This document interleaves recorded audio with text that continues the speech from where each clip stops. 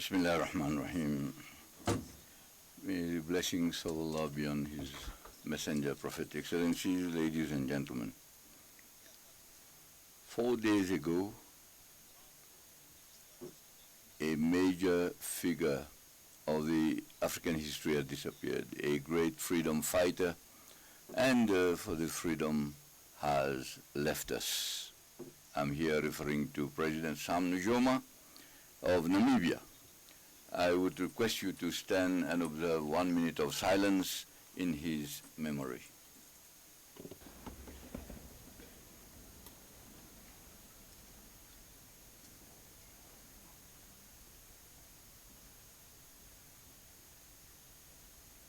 Paix à son âme, je vous remercie. May his soul rest in peace. Thank you, Excellency.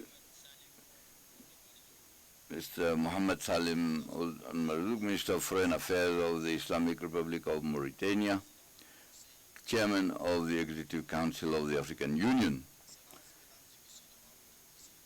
members of the Executive Council, Mr. Executive Secretary of the UN ECA, Madam Deputy Chairperson of the AU Commission, distinguished commissioners, members of the Permanent Representatives Committee, chief executives of the regional economic communities and regional mechanisms,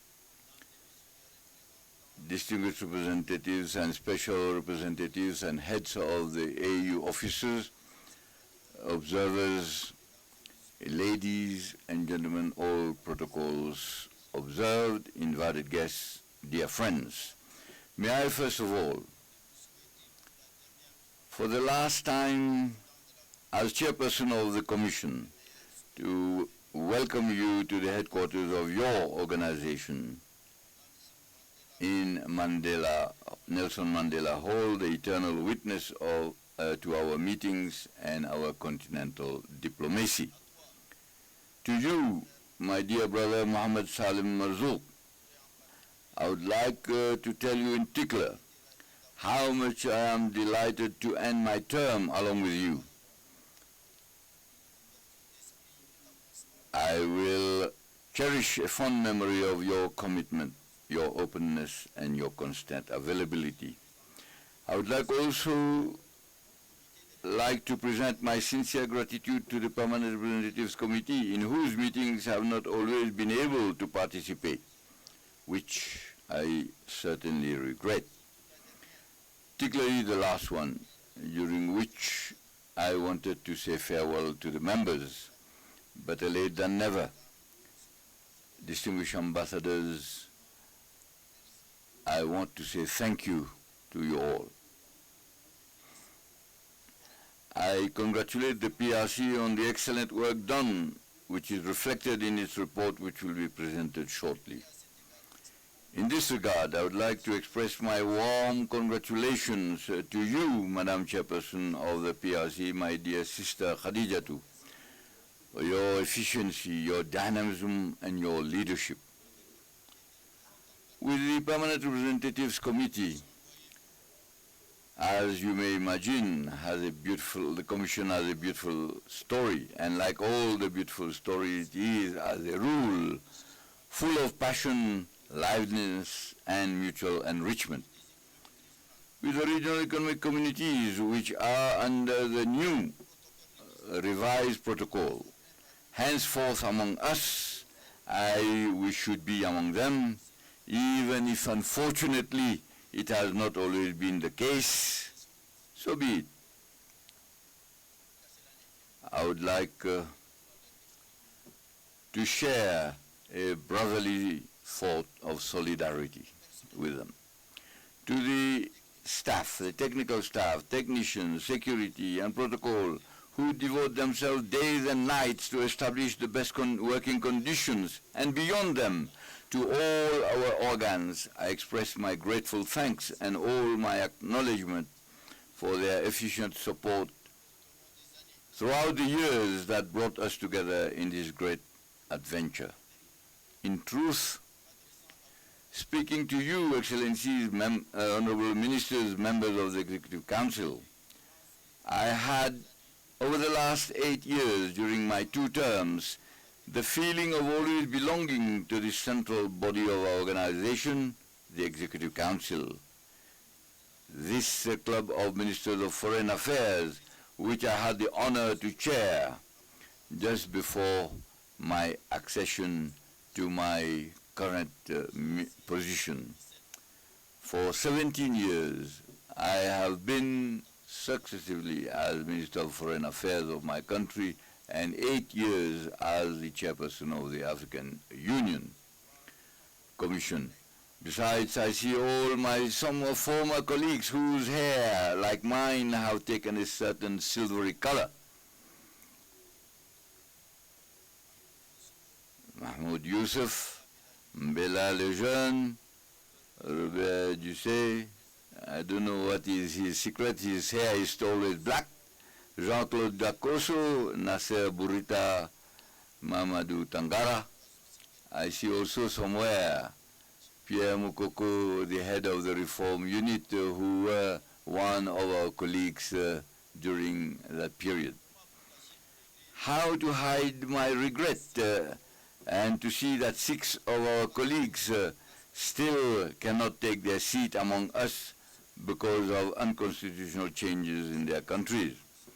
Excellencies, honorable ministers, dear friends, together with the constant support of our heads of state, we have done a lot and laid the foundation for more ambitious programs. There is almost no significant field in which we have not worked, endeavored, and sometimes produced results, even if political, economic, and diplomatic adversities have sometimes reduced our productivity and our production. In this, to use an agricultural metaphor. In this area of health, COVID-19 was overcome, as was Ebola and Mpox. Africa CDC is asserting itself as an effective tool. The African Medicines Agency is taking shape. In fact, the African Humanitarian Agency is coming out of its limbo. PANVAC is consolidating itself. Education is modernizing and definitely heads for the future by focusing attention on efforts on innovation and artificial intelligence. The industrial strategy is on the horizon. The African Continental Free Trade Area is getting operationalized despite obstacles. African positions on climate change are being strengthened. Agriculture and the blue economy are gradually taking their natural place in our strategic choices. The infrastructure and energy sector has made significant strides. Almost all the organs of the African Union and all the specialized agencies, and whose list I want to spare you, have been making constant progress, both in terms of their institutional consolidation and in the diversity of the programs and projects implemented. The institutional reform of organization has made significant progress and continues for positive conclusions. Our international partnerships are widening and open new horizons. Our international credibility and visibility in the global arena have asserted themselves significantly. Detailed reports on all this track record will be presented, I'm sure, at the summit. It is superfluous to encumber you now. Excellency Mr. Chairman, honorable ministers, such achievements should not hide our inadequacies, our shortcomings, and our difficulties and the challenges which we continue to face from all sides. Violent conflicts continue to kill on a large scale in Africa.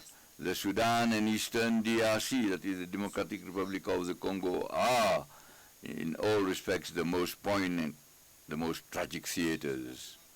The difficult financing of our organization continues to weigh heavily on its effectiveness and independence of decision making. The revitalization of the Peace Fund and the attainment of its first objective is encouraging. The weakening of African solidarity and the sagging soulmate Pan-Africanism dampens our ardor and reduces the scope and resonance of our redeployment at the continental and international levels.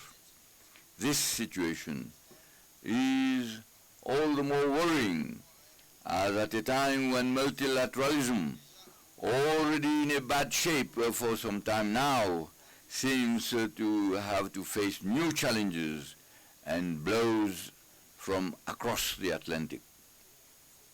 So we have to pull ourselves up, and we need to do it now, here and now.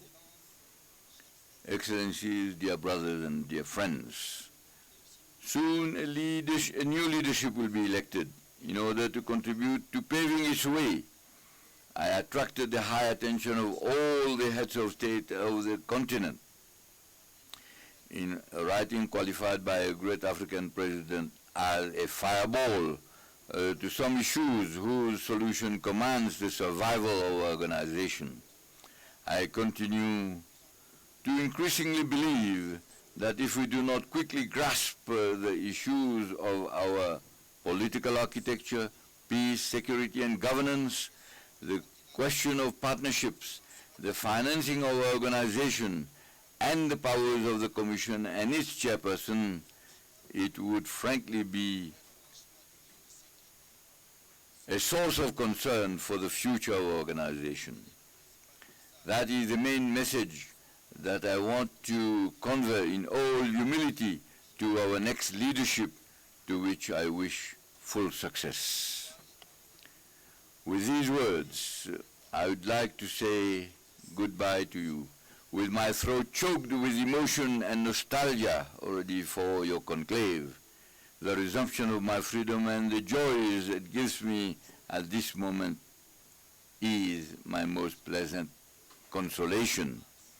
15 March 2025, I will have ended my term and I will not stay maybe one day more. I thank you.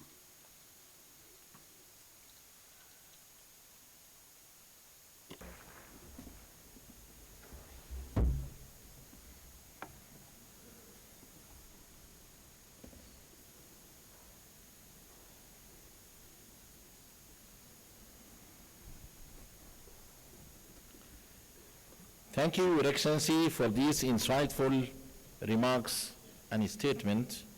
It is now my great honor to invite His Excellency Claver Gatet, Under Secretary General and Executive Secretary of the United Nations Economic Commission for Africa, to deliver his statement. Your Excellency.